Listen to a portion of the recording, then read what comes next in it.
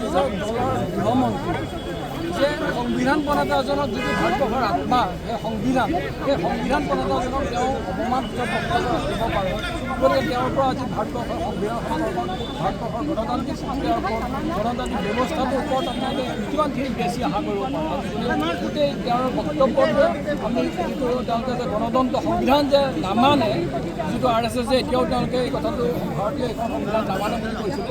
গতিকে তেওঁলোকে সেই কথাটোকে হিডেন যিটো এজেণ্ডা তেওঁলোকৰ আছে সেই এজেণ্ডা ৰাখিছে আৰু তেওঁলোকৰ গোটেই দৃষ্টিভংগীবিলাক এটা যিটো মনোসংগীতাত হয় যে ওমেন্সক সদায় তলত ৰাখিব, তেওঁলোকে বাকী এটা চুপ্ৰিমেচি এটা অন্ধবিশ্বাস কথা এই কথাবিলাকে ৰাখিছিল আৰু তেনেকুৱা ধৰণৰ এটা তেওঁলোকে দিব বিচাৰিছে। সেইটো আমি জিলা কংগ্ৰেছৰ কংগ্ৰেছ কৰ্মীসকলে কৰিছোঁ আৰু ভাৰতৰ যিগৰাকী গৃহমন্ত্ৰী অমিত শ্বাহ ডাঙৰীয়া তেওঁৰ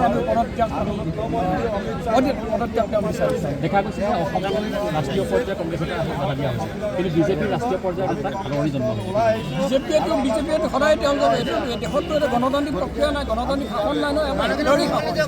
আপুনি দেখিছে আজি তেওঁলোকৰ পাৰ্লিমেণ্টত তেওঁলোকৰ যি মাতব্বৰী আজি ৰাহুল গান্ধীৰ বিপক্ষে তেওঁলোকে যিকোনো অযথা মিছা কথা কয়, তেওঁলোকক অপমান কৰিছে বুলি কয়, ভিডিঅ' ফুটেজ তেওঁলোকে শ্ব' কৰিব নোৱাৰে, প্ৰতিটো কথাই তেওঁলোকে পাৰ্লিমেণ্টত চাকছে যে কোনোবা দিনাখন আপোনালোকে ভাৰতবৰ্ষৰ পাৰ্লিমেণ্টত এনেকুৱা কথা প্ৰত্যক্ষ কৰিছিলে য'ত মন্ত্ৰীসকলে MP সকলে বিজেপিৰ তুচ্ছ তাচ্ছিল্য কৰি সংসদৰ যিটো গৰিমা সেই গৰিমা নষ্ট কৰা কেতিয়াবা আপোনালোকে পাইছিলে বাৰু।